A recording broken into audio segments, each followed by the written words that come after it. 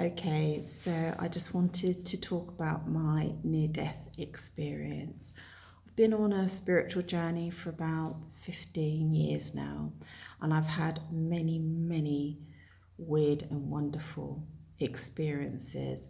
But this experience was specifically a death experience. So basically, 2 years ago, 2 years ago, I was away to go on holiday, and I was in my flat, and I'd packed everything, and I'd cleaned the flat, and I'd washed all the glasses, and everything was tidy and done, ready for me to go away for a week. And I thought, I'll just have a little nap on the sofa, which is quite normal for me. And I fell asleep. And then I can't remember which way it happened, but I woke up about 6 foot above my body. And I was still in the same room. I was in my lounge, and woke up and I was about 6 foot above my body, laying horizontally. And this has happened to me before. But at the same time, I don't know if it was before or after, I felt myself coming out of my body in a way that I hadn't come out of my body before. So it was completely unique experience. And it was like slipping out of my body, like whoosh, like that, like almost going down a slide, like something had unlocked and I slipped out. And it was such an exquisite feeling when I slipped out of my body. And the only way I can describe it is that it felt a little bit like an orgasm, actually. You know, just that slipping feeling just felt very like nice in the body. Just felt really, really nice in the body. I woke up above the sofa, laying above 6 foot, about 6 foot in the air anyway. And I knew at that point that I had died. I had a knowing and an understanding that I had died. And I had a knowing that although it was a completely new experience for me, that I also had an understanding of what that experience was. It not so much like I'd had it before. It was an understanding of what had happened. So there's a vague understanding, a vague intelligence of what's just happened to you. I can only imagine, like, you know, you've never had a heart attack. You have a heart attack for the first time. You feel it here, and you think, I'm having a heart attack, you know? So you've not had the experience before, but there's an understanding of what's going on in your body. And I just had this feeling like, I know I've just died. I know this feeling is what it's like to die. And it's quite pleasant feeling, actually. Not that I want any harm to come to me. So I woke up and I was still horizontal, and I knew I was in a different dimension. I knew I was in my lounge, but my lounge was now a different dimension. So I felt like I was in a giant auditorium which was crammed full of people. And when I come out of my body, I can't see like we do in this reality. So I sort of have a different type of sight. It's like I just have a knowing of where I am and things like that, but I don't see like we do here.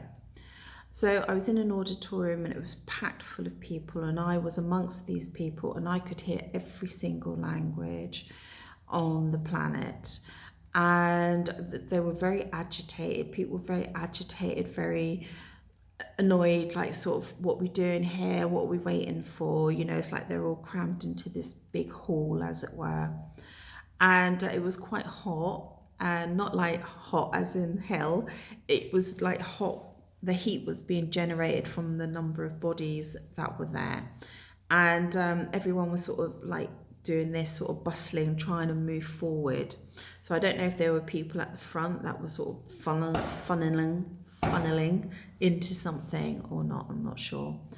And I was at the back of these people and I was behind them, and everyone else was standing up normally and I was still horizontal, and I was sort of in this transparent coffin.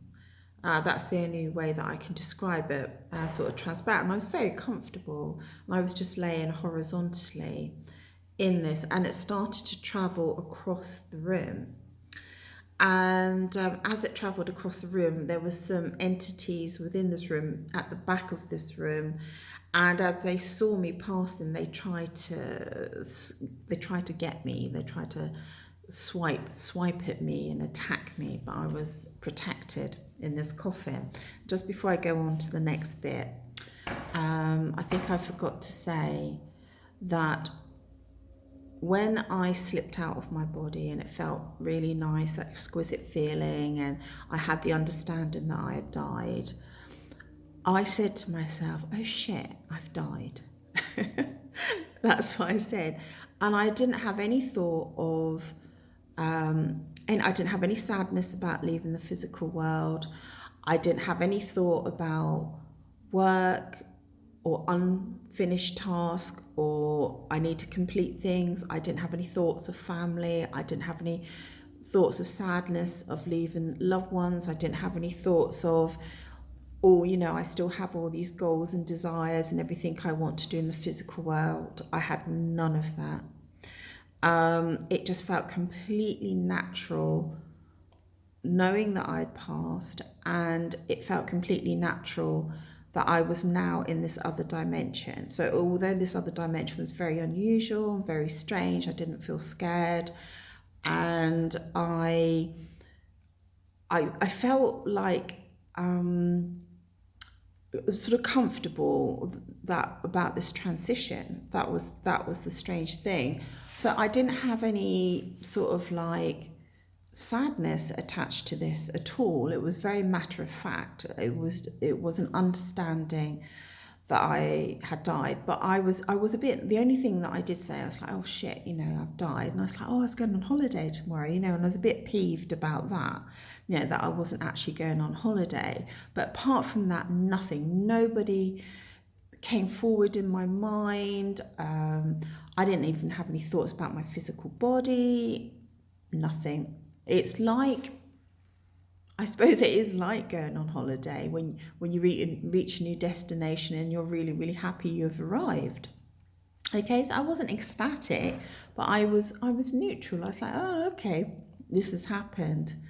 And I was just really surprised nobody jumped into my mind that I was going to miss them or anything like that. So anyway, so I was traveling horizontally at the back of this group of people. The entities were trying to swipe me. And I can't remember exactly, but I think what happened was all of a sudden I was traveling forward and it felt like the coffin was on a rail track. It felt like very much like it was very set in the route that it was going. A bit like when you go to fun fair and the carriage is on the rail track sort of thing. And I think I was moving forward, but I was also moving up. I was going upwards, forwards and upwards, I think. Sorry, I'm abroad at the moment and I'm in the countryside and they do a bit of shooting around here. So when I discovered that I was moving forward and upwards at the same time, I was like, okay, I said, I want to see Jesus, okay, which is like totally weird for me to say that because, you know, I've been on a long spiritual journey and, you know, I don't have any religious beliefs or anything like that, but it's almost like I defaulted back to some sort of basic belief structure or something like that. Or I think what happens that people pass and they think, well, the only person that I know that's supposed to be here is Jesus, all right, whether you believe in him or not, sort of thing. And as soon as I said that, I was on this, you know, in my invisible coffin, traveling around along these tracks, and all of a sudden it went sharp left, like a dodgem car, like as soon as I said that, went sharp left, and I almost felt my body sort of go like this, as it sort of the gravity sort of pulled me round the corner, and then I went up into the air like warp speed. I mean, I went through like space and time, like so fast, like fast. And I thought, oh no, this is me, I'm leaving now. And I thought, if I leave now, I'm never coming back. I knew it. I knew I wasn't coming back. And I was just like, okay, right. And I thought, you know what? I just want to see my body one last time.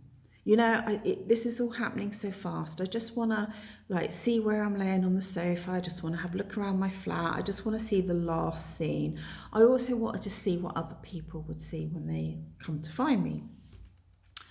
And as soon as I said that, I started coming down at warp speed, like so fast, like that. And it was really disorientating. I was like, no, it's too fast, stop. And it sort of, it was like in a lift, it sort of like stopped, like that. And then I kept falling and I slammed back into my body. Okay. And then I woke up on the sofa, and I woke up and I didn't know whether I was dead or alive. I didn't know whether I was in this dimension or that dimension. I didn't know who I was. I didn't know what time it was. I didn't know the year. I didn't know anything. I didn't know anything when I came back. And I had to sit for about 10-15 minutes just sort of working out who am I, where am I, and that sort of thing. And then eventually all the information came back in. And I just didn't know whether I was dead or alive. And then, you know, and then after a while, you know, I'd sort of just got on with life, went on holiday and all the rest of it. But there's a couple of things about that experience. After I came back from that experience, my maths and my English spelling was very, very bad, very deteriorated. And I do administration as a living. And I've always prided myself on being really good at things like percentages and grammar and spelling and things like that. And it had significantly deteriorated, and it's still a problem now. So I had to sort of relearn a lot of things, and some calculations I just can't do now. I just don't have the ability to do them. So I have to rely on calculators and things like that. I have to rely on spell check like in a crazy way. I have to put in lots of safety nets for my work. The other thing is that I feel like my brain's the information in my brain before was very set out in a very specific way, because I'm a very organized person. But I find now that I find it harder to retrieve information. It's like to pick up the thread for me is quite difficult. Once I've got the thread, I'm fine.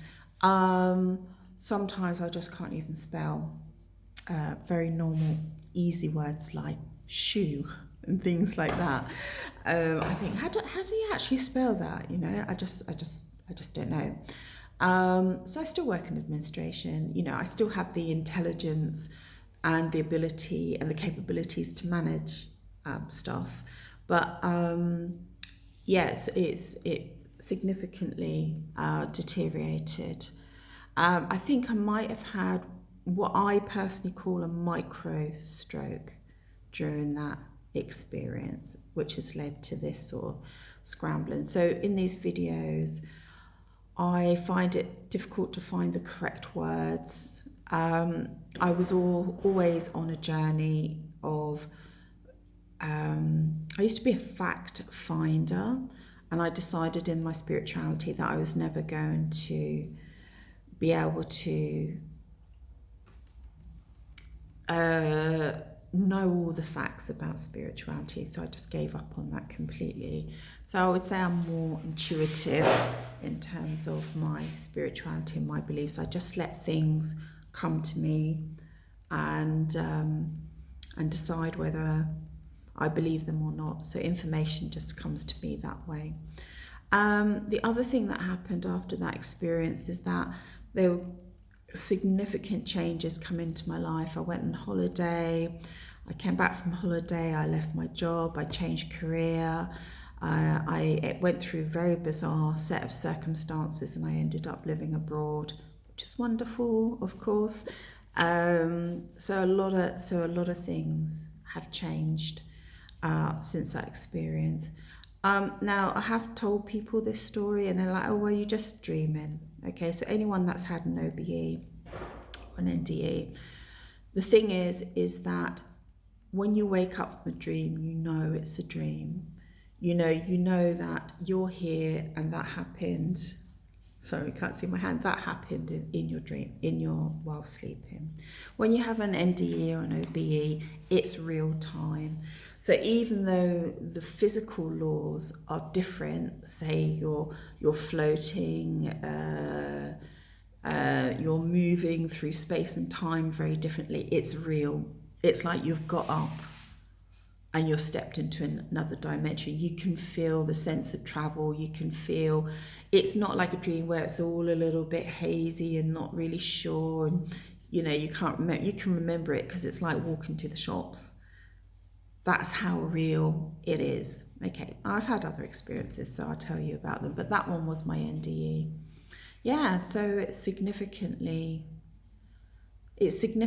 changed my life, especially it scrambled my brain a bit.